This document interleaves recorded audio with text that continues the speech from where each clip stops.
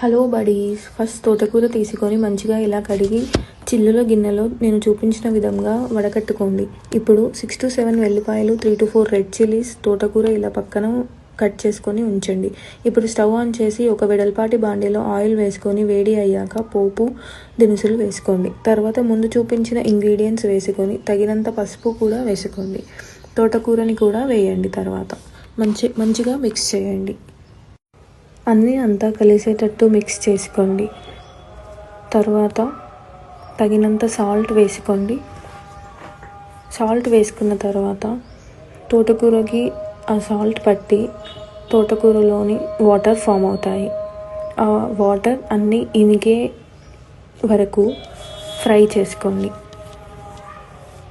కాసేపు బాండీ పైన మూత పెట్టి సిమ్లో పెట్టండి.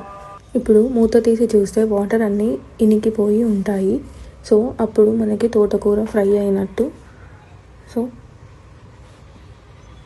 ఇప్పుడు కొంచెం కొత్తిమీర వేసుకోండి. మన తోటకూర ఫ్రై రెడీ అయినట్టే.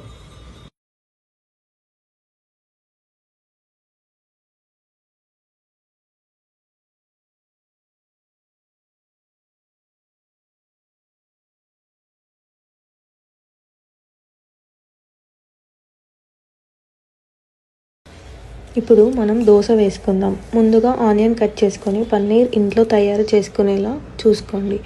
ఎందుకంటే చాలా వరకు బయట పన్నీర్ ఫేక్గా అమ్ముతున్నారని చాలా న్యూసెస్ వింటున్నాము.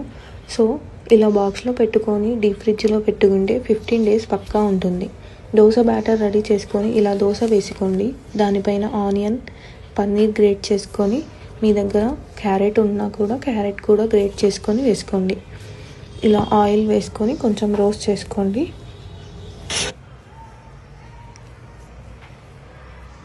ఇలా నేను చూపించిన విధంగా గ్రేట్ చేసుకోండి. బయట కొన్ని పన్నీర్ లాగానే మనది కూడా చాలా మంచిగా వస్తుంది ఇది గ్రేట్ చేస్తుంటే. చూడండి.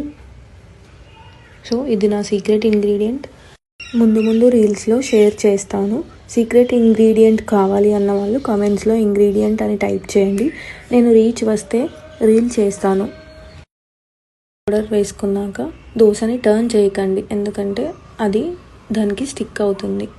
మనకి పన్నీర్ అండ్ అది ఉంది కదా, సో అది స్టిక్ అవ్వకుండా ఉండడానికి మనం టర్న్ చేయకూడదు, జస్ట్ ఫోల్డ్ చేయండి.